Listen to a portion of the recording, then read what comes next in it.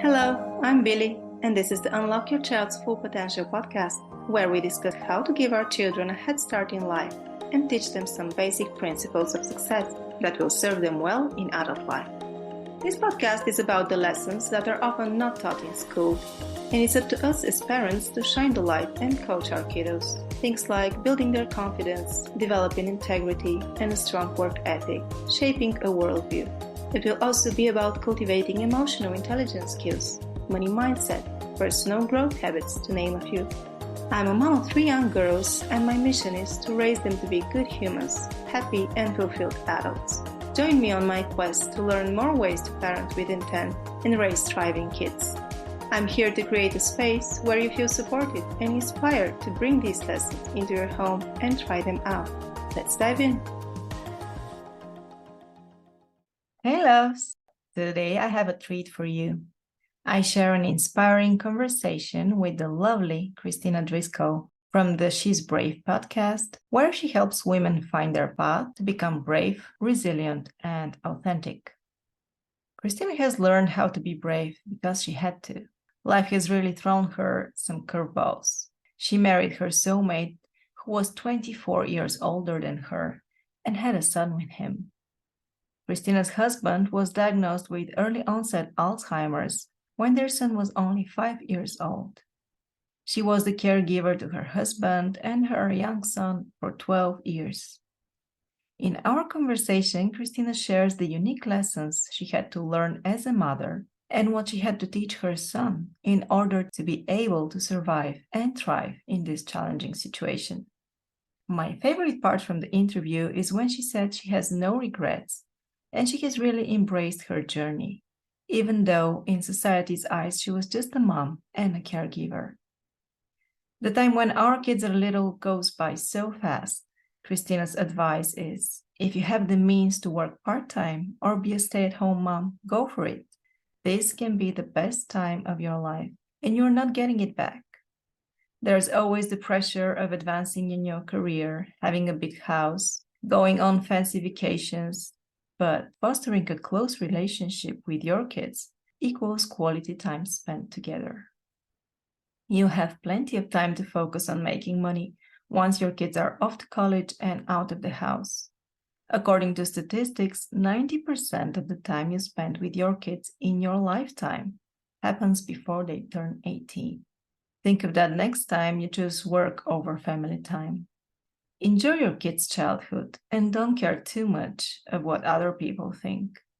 Choose not to focus on those things and embrace your journey. So, without further ado, I give you Kristina Driscoll. Hi, Kristina. I'm so happy to have you on the show. Your story is truly inspiring. Please give us a little background so people get to know you a little better. Hi, Billy. I am deeply honored to be on your podcast. Very excited for today. So my name is Kristina Driscoll. I'm the host of She's Brave podcast, and I interview brave women from all over the world and help inspire my listeners to take those brave steps to live your incredible life, to live the best life that you can. And I decided to start my podcast because people used to always say to me, Kristina, you're so brave. You're so resilient. You're so authentic. And Billy, I didn't start out that way. Absolutely didn't start out as a brave person at all. And yet, life threw some curveballs at me and I had to learn how to be brave. I'm going to start right there. So I met and married my husband. That was kind of my first unconventional life decision. I've had a rather unconventional life in a lot of ways. He was 24 years older than me, but we just knew it. We just knew. It was just that there was an instant connection. We met on Mount Rainier. Our eyes met, and it's just really that simple. We were married 6 months later. It took That's us a brave decision in itself. It is. It really is. And, you would think that people would question that more, like, hey, your husband's so much older than you. Oh, your wife's so much younger than you. But people really didn't do that. It took us 4 years to have our son. We had to go through infertility. That's kind of a whole nother story. But when he came along, we were living in a small town in Oregon, and we were just beyond thrilled to become parents. It was just unbelievable. you know? But then when our son was 5, my husband was diagnosed with early onset Alzheimer's. That news was devastating. And I was not brave. I was scared. I didn't know what to do, but I learned how to be brave. And that's kind of a whole nother story too, because this is really supposed to be about parenting. So we're going to fast forward. Raising a child when you have a husband that's declining with Alzheimer's was definitely challenging, but I learned how to get through it. And here's the thing, Billy, I always believed that life is happening for me. It's not happening to me, it's happening for me. I believed and embraced my spiritual path, my spiritual journey. I believed that this happened to me for a reason and that I was here to learn and grow from it. Do you already know the reason? The blessing in disguise? That's such a great question. Yes and no. I mean, I think there are some things in life that in this lifetime, we don't always get clarity on why things happen, but a lot of times we do. Sometimes we look back 20 years and we're like, oh, wow, now I understand why it had to happen that way. A lot of times we get clarity, not always. I think for me, actually, I'm going to say yes. I'm going to say yes, because it taught me to live in the present. And that was the biggest lesson I got out of it. So if you live too much in the past, you're going to get depressed, right? Because the past is gone. We don't get it back. So that makes you feel kind of depressed. If you live in the future, you get anxious because you're trying to control the future. You're trying to move those pieces around. You're trying to predict what's going to happen. You get really anxious. And I was almost forced to have to live in the present with my husband's diagnosis, because otherwise I'd be anxious or I'd be depressed. If I was thinking about how it used to be before he got diagnosed, then I'd be sad. If I was worrying about the future, I'd be anxious. And so I'm not saying it's super easy. I'm saying it took me time. And yes, I had medical help. I went to therapists. I did everything I could. I think as mothers, we do whatever we have to be a good parent to our children. So one of the things that I learned, because you asked what was the benefit of it, and so I said living in the now. And one of the ways that I learned how to do that was right around my husband's diagnosis. Oprah used to have a book club. Now you're pretty young, so you probably weren't even aware of this. And you could read Oprah's books, and it was cutting edge about 17 to 18 years ago, that you could jump on the internet with her once a week and she would have the author. And so she had a book called there's an author, Eckhart Tolle. He wrote a book called The Power of Now. And I'm sure some of your listeners are saying, I don't understand that book. That book doesn't make any sense to me. I was one of those people. My brother gave me The Power of Now. He said, it's the best book I've ever read. I read it. I tried to read it. I was like, this makes zero sense to me. But Oprah did a book club with Eckhart Tolle. And it was a later book called A New Earth. It's something about coming into yourself. So once a week, we'd jump on live and she would go through chapter by chapter. So you'd only read one chapter a week. And then she would discuss it with him. And by doing it that way, and you could ask questions and everything, I finally understood the power of now. And that was super cool. Yeah, because I've read the book and I have to say, it was difficult for me too. That was a gift for you. Amazing. Yeah. And I was going to say, so my son was 2 or 3 at the time. And probably the most powerful thing he said in those 10 episodes, live episodes on the internet, you can still watch them on YouTube. Just Google them. And you can go through. Yeah, you can read the book, A New Earth, and go through it chapter by chapter. And by the end of it, you'll be like, I understand this concept. But one day someone asked him something about being a parent, and she was a mom of like a 2 or 3-year-old child. And she said, I just feel like I lose it when my child has a tantrum. And I love his answer. This is all about the parenting thing. And this is what he said. And he's not even a parent himself, but he knows. He said, it's easy to go to the top of a mountain and meditate for 10 days alone. He said, that's super easy. He said, I'll tell you what the hardest thing to do, the hardest spiritual thing to do is when you're a parent and your child is throwing a tantrum and you have to learn how to stay calm and grounded and present. He said that is a true spiritual master, the parent who is dealing I with the agree. child. And I went, yes, totally agree. So for all of your listeners out there, you guys are spiritual masters. Just know it. Or if you're not there yet, that's what you're working on. You're working on being a spiritual master of being able to ground yourself and be present, even when there's chaos all around you as a parent. Yes. Thank you for that. What are the unique lessons that you had to learn other than being present and you had to teach your son in order to survive and thrive in your challenging situation?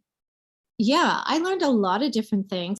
I did have to make some unconventional choices as well along the way. One thing is when my husband was diagnosed, I told our son, Dad has a disease called Alzheimer's. And with Alzheimer's, he forgets things. And that's why he has some short-term memory loss. That's all I said to my son. Children are very good about living in the present and living in the now and not worrying about the future. So that made sense to my son.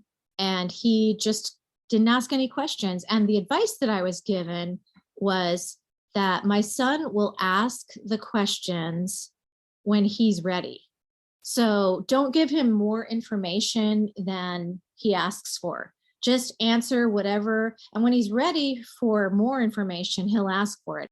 That's some of the best advice I've ever been given, because I just told him Dad has Alzheimer's, and that was a good enough answer for about 4 years. Would you believe it? Oh, wow. And about 4 years. And life was normal for him. It was for my son, it was normal that Dad didn't, by the time my son was 6, his father didn't remember how to operate the microwave. Basically, my son would say, "Hey, Dad, do you need some help with the microwave? Let me heat up that lunch for you." And that was just normal. That was just our normal life. And kids just adapt to things like that. So it wasn't strange for him that the roles had reversed. No, yeah, it wasn't. But then when our son was about 9, his name was William, but he goes by Wills. My son came to me one day and said, "Mom, I know Dad has Alzheimer's, but when do you think he's going to die? Is it something that he will die from?" And I said, "Yeah, it is." And I said, "We don't know exactly because it progresses so differently in different people. And your dad's is progressing pretty slowly." So I said, "If I had to guess, I'm going to say when you're maybe 17 or 18. I think that's probably how long we have, but we don't know for sure." So when he was 9, he was ready to hear that information. And I ended up being pretty right about that, because my husband did die when our son was 17. So do you think that open communication is important here? I mean, you don't explain more than he asks, but when he asks, just be completely honest and share your feelings. Yeah, because I think, I mean, for example, when I was a kid in 5th grade, I grew up in Canada. In 5th grade, we all got sex education. 5th grade, we all learned all of it. I look back on that, and I don't think I was quite ready at that time. Now, maybe other kids were, but for me, that was just a lot of information that didn't make a lot of sense to me. So I think if we can, in so many things like this, let them take the lead in finding out the information when they're ready, and just not over informing them about things, just answering the questions and then not taking it, 10 steps further down the line. And that's what I think is really important with our children. Let them lead. Yes, that's important. What about your emotional state? Could you hide it from him, or you were just already grounded and in the moment that I can't imagine what a everyday life looks like? Yeah, that's such a great question, Billy. You're asking some really good questions that I haven't been asked before. My emotional state. In the very beginning, I started noticing that he was forgetting things. And then I think my first reaction was denial.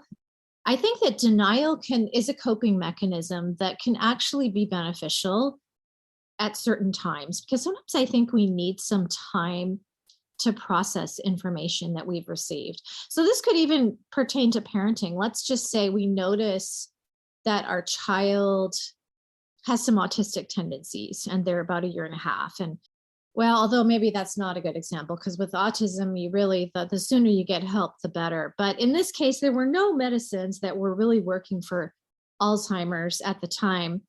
And I needed some time to just kind of process it in my head.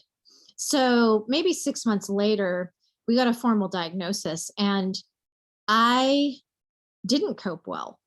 I couldn't sleep. I couldn't eat. I just felt very, very overwhelmed. And this was before I learned about Eckhart Tolle and did the book club and learned all of those tools.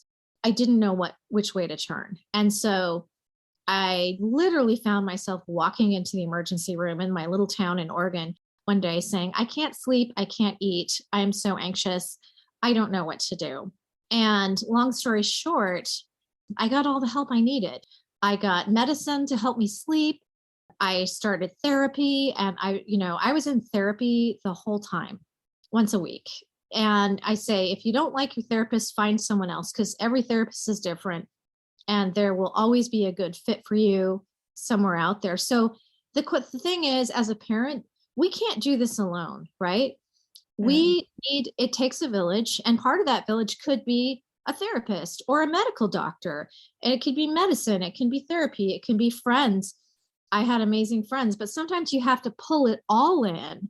And that's why I think I started She's Brave also, was that I didn't start out brave at all, but I learned it. I learned how to be brave. Your question is so deep and there's so many angles to it. And I think I did try to hide it from my son because you want your kids to have a normal childhood. And especially in the beginning, when I was walking into the ER room to be like, I can't sleep, I can't eat, I don't know what's wrong with me. I need help. I don't even know where to start. I think that when you're in that space, you're just trying to get through it. And with my son, at that time, I did hide it from him. And I think that was the right thing to do, was to try to have everything be normal at that time and try to keep life as normal as possible. And again, it comes back to that oversharing thing. Like if my son had said, Mom, are you all right? Maybe I would have said more, but he seemed to think that I was doing okay. And I did really embrace, I loved being a mother. We were in a lot of play groups and I'm still really good friends with a lot of those people. So I feel like that. I really believe in the power of communities. Absolutely. Because you probably were like a single parent at some point. So you needed some help. Yes. Yeah. It became a single parent within a few years. And we all, the power of community. I'm all about that too, connection with others. And especially as moms, I cannot emphasize enough to have close friendships. And for me, it was always the friends that I met in baby class in my little town of Eugene, Oregon, that are still my best friends to this day. And we're still talking on the phone because now it's about college. Well, what about this? And how do we handle that? And what did your kids say about going to this school? And, it still continues, Yeah, communities with people where you share the same interests or are going through a similar experience. It's the most powerful thing. I have to say, Billy, that's why, like, had there been podcasts back when my son was a baby and really little, a podcast like yours would have been insanely beneficial. And like all these Facebook groups that people have now, for moms, that kind of stuff would have helped me so much had those things been available. But thank goodness for podcasts these days. Yes, exactly. Because I'm meeting people that are far away from me. They don't live around. I haven't met them in person, yet they're my best friends. So that's amazing. It is. Hey loves, I'm excited to share with you a free resource I just created. It's called the Connection Blueprint, and it consists of 5 tools that will help you improve the relationship with your child and create an environment where your kid feels seen, heard, and loved.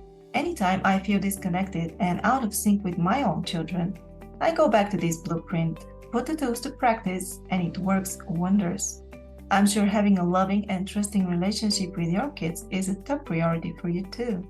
So check the show notes to get your copy of the Connection Blueprint. You mentioned therapy. Did your kid go to therapy too? That I will say, I think I made a bit of a mistake.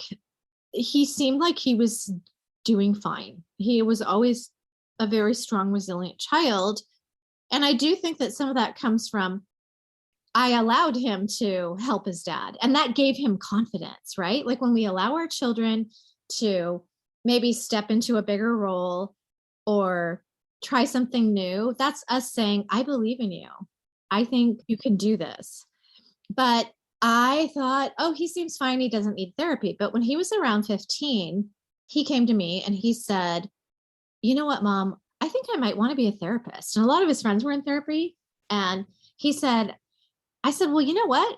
Why don't you go to a therapist and see what it's like? And that would really give you an indication of whether you want to be a therapist. And I had a really good friend whose son was seeing a male therapist. This guy was in his early 50s. It was just like the perfect thing. And so my son started seeing this therapist, and this guy was a phenomenal fit for my son. And my son loved therapy. He loved his therapist. And it was a couple years before the pandemic started. So during the pandemic, that was one of the biggest challenges for parents. Was some kids did not cope with COVID very well at all.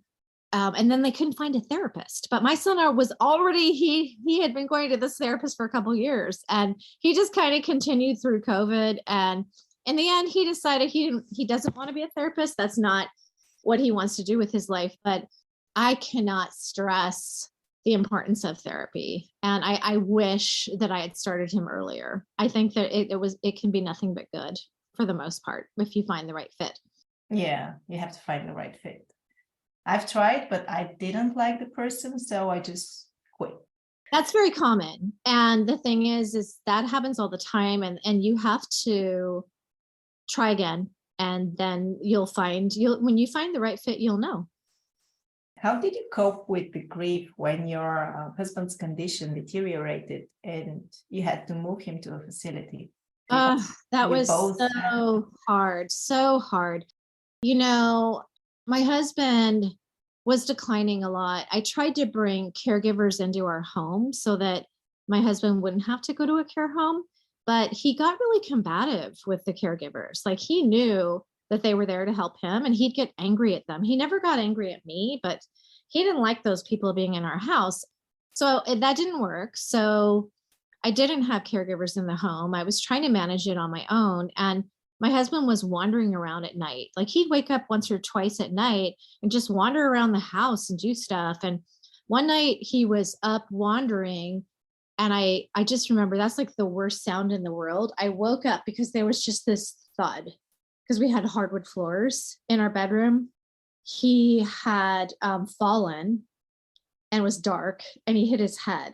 And so I turned on the lights. Thank goodness my parents were actually visiting from Canada. It made things easier. I'm normally that person who is 100% calm in a crisis situation. I've been first on the scene for a really bad accident. I'm just cool as a cucumber. I'm reassuring everybody, but I'm telling you, Billy, this was the one time in my life where I turned on the light. My husband's on the floor and he's unconscious. Like, his eyes are wide open, but there's nothing there. And all of a sudden I hear somebody screaming. And then I realize it's me. I'm the one screaming. My parents were there. They called 911, took him to the hospital. They said, he's going to be fine. It's a few more hours until dawn. So just try to get some rest and come in the morning. He's fine. He's going to be okay. We all went back to bed. My son crawled into bed with me. He was pretty little, like 9, and he fell asleep, and he was reassured, but I couldn't sleep. I could not sleep. And so during those years, there was a Christian hotline here in America that I would call for prayers, and they were available 24 hours a day. And I called them in the middle of the night and I just said, I can't sleep and this is what's happening to me. And I had this man pray with me in the middle of the night. And it was everything to me, Billy. It was just everything to me because I needed support like that at that time.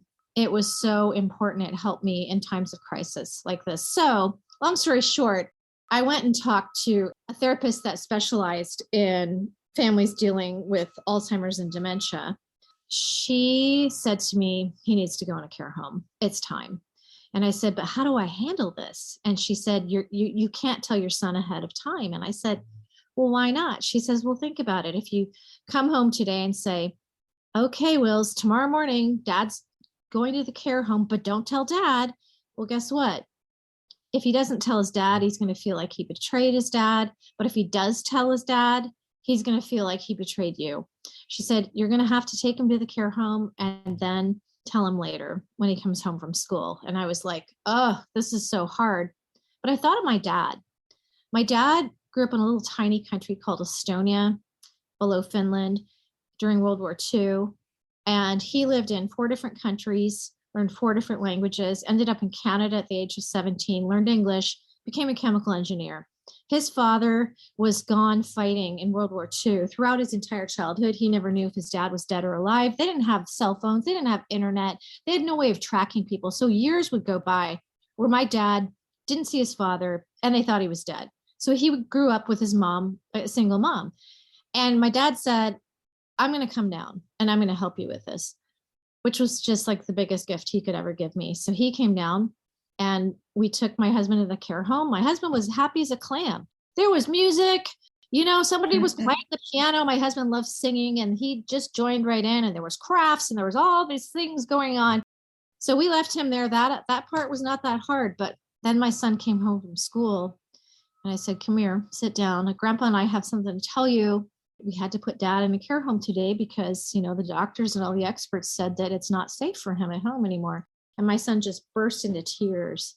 And then my father just wrapped his arms around my son and he said, you know my story. He said, I grew up without a father and I did just fine. And you're going to be just fine too. And he gave my son permission to be okay. And I think one of the big myths about parenting today, Billy, is that I think we want to provide our children this perfect childhood. We want to put them in a bubble where they'll never get hurt. Nothing bad will ever happen, but we're not actually, by protecting them to that extent, it's a disservice to them. It's the bad, hard things in life are what make us stronger.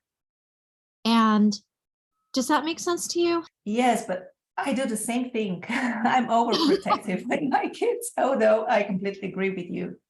They have to learn their lessons. And if we overprotect them when they're little, they'll just have to do it later on in life. That's well said, Billy. And I agree with that. Like and there are times when we feel more of a need to protect them because they're so little or whatever. But, my father's had an amazing life. Who goes to school in 4 different countries, learns 4 different languages, ends up in Canada, learns English at age 17 and gets the hardest undergraduate degree, one of the hardest. Well, not maybe back then, for sure it was chemical engineer, and became a chemical engineer and has had a very successful, happy life. And, he just said to my son, hey, if I can do it, you can do it too. And to this day, my son says, I think I'm the most like grandpa. Like he really relates with his grandfather and he has a very close bond with my dad. Yeah, if you believe in the kids, they start to believe in themselves. And that's so powerful. Oh, I love that. Totally. Yeah.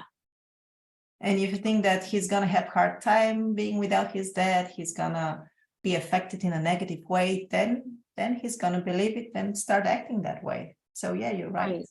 Right. So seeing how your son has developed, what do you think you did right and what you think could have been done better? Oh my gosh, man, you are just going for the jugular, girlfriend. You're asking me all these questions. I have been on a lot of parenting podcasts, but you're just like going for the jugular. Yeah. So as far as what I did wrong, I think the main thing that I did wrong. Well, two things. One, I already discussed, which was that I felt like I should have started him in therapy, younger. So I feel like if I could do that over again, I would have started him in therapy, because I think it's highly beneficial.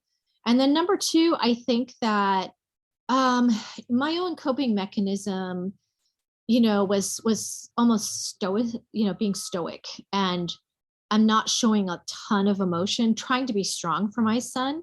And if I could do it over again, I think I would open up to my son more, and I'd show him more of the tears, because most of the time when I cried and I lost it, I didn't allow myself to do that in front of him. I did it in front of other people, at the therapist's office or alone. But I think that for a while, when he was a teenager, which is somewhat normal, there was a bit of an emotional disconnect. We weren't super close, and we're kind of, he just turned 19 now, and we're kind of getting that emotional closeness back. But I feel like I was almost too stoic and trying to be too strong, and I should have shown more of the emotional side to him. To try to emotionally connect with your children, show them all your emotions. It's okay. Like, I somehow thought it wasn't okay to be sad in front of him. And that's kind of messed up, Yeah. I'm owning it, girlfriend. You are, definitely. Definitely. But maybe not too emotional. If you're on the other side of it, he might feel responsible to cheer you up, and that's not his job. Like, true. Interesting perspective. I love it. And you're right. I think there's a balancing act, because you do hear of relationships between a mother and a daughter, and the daughter says, as a grown-up, you know what, Mom, you relied on me too much emotionally, where I felt like I was the parent. So definitely didn't have that problem with my kid. But there has to be a balance, right? Like, because I think I didn't show enough emotion, and so there was a bit of an emotional disconnect there. What about the things that you think you did right?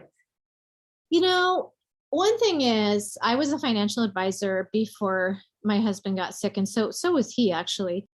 And I just chose to embrace the journey, and to just focus all my energy on trying to make things as best I could for my husband, and to really enjoy my son's childhood. So I didn't really work other than some financial stuff and managing my investments and stuff. And I know not everybody, some people have to work full time, But if you don't have to work full time, if you can just work part time or just be a stay-at-home parent, it does go by super, super fast.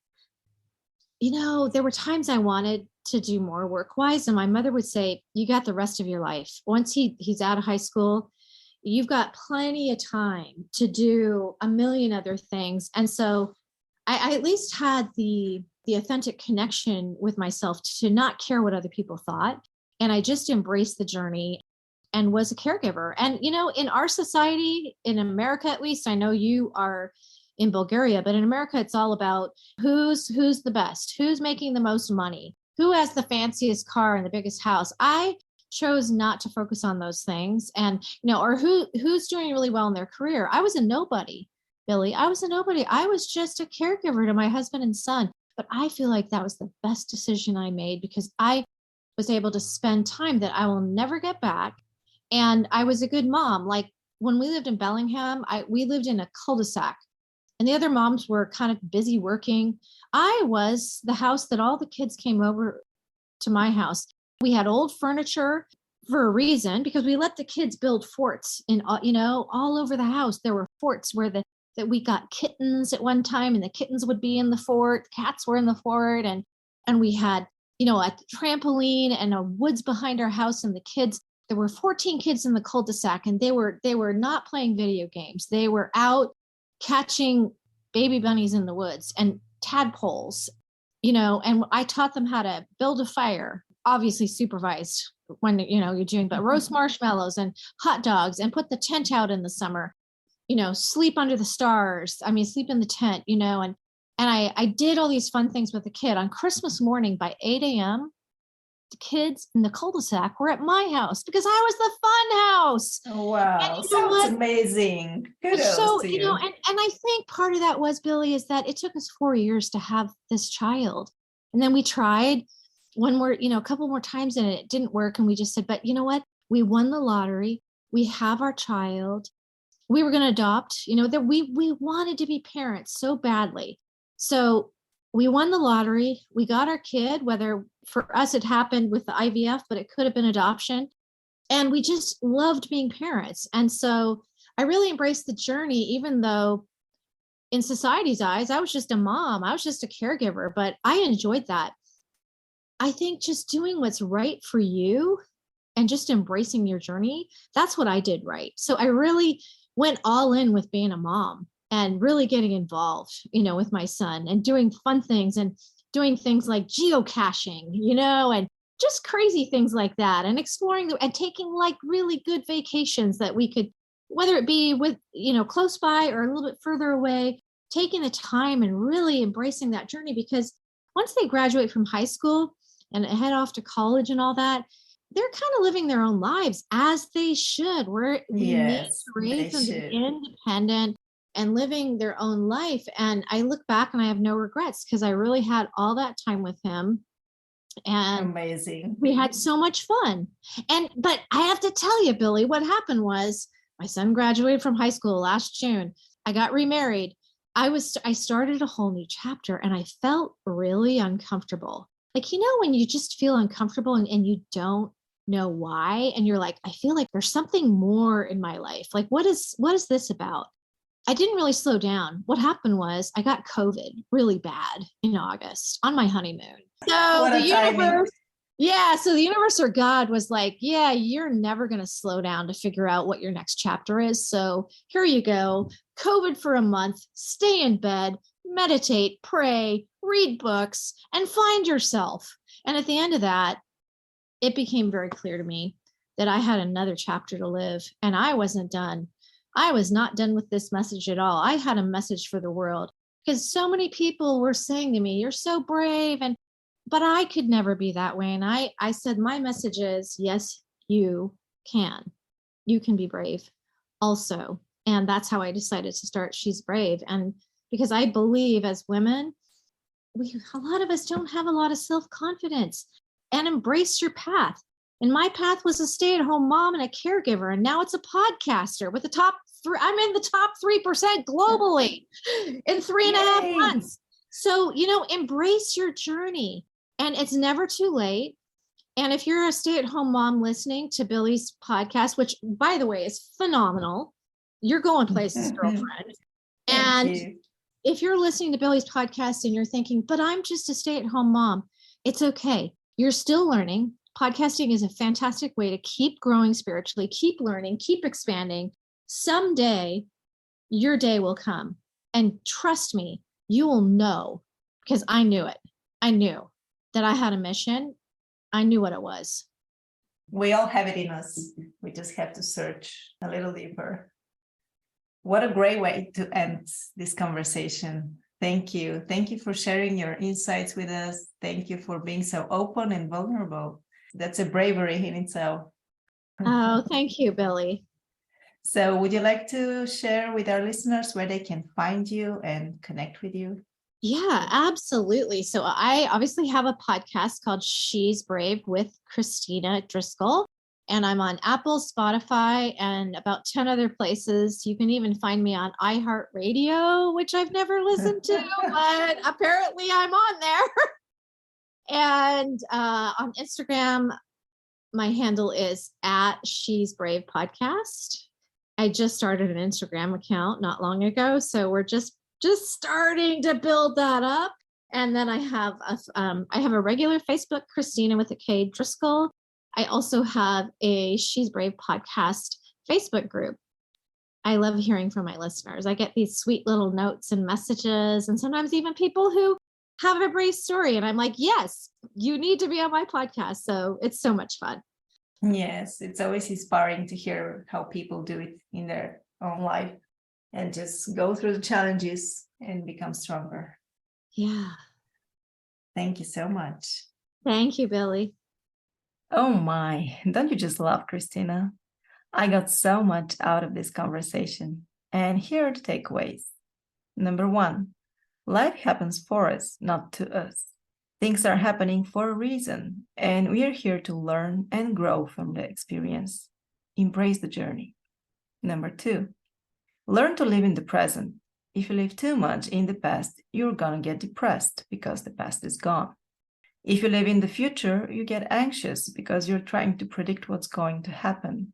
You're trying to control the outcome. The best time to live is in the now. Number 3, it's easy to go to the top of the mountain and meditate for 10 days alone.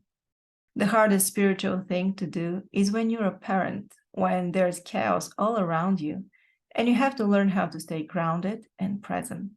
That is a true spiritual mastery. If you're not there yet, know that's what you're working on, becoming a spiritual master. Number 4, let kids take the lead in finding out the information they need when they're ready for it. Just answer their questions and don't over-inform them by taking it 10 steps further down the line. Let them lead. Number 5, tap into the power of communities. It's all about connection with others, and especially as moms, we need the support of other moms, of people who have been where we are or are currently having the same challenges. In person or online, give and seek support.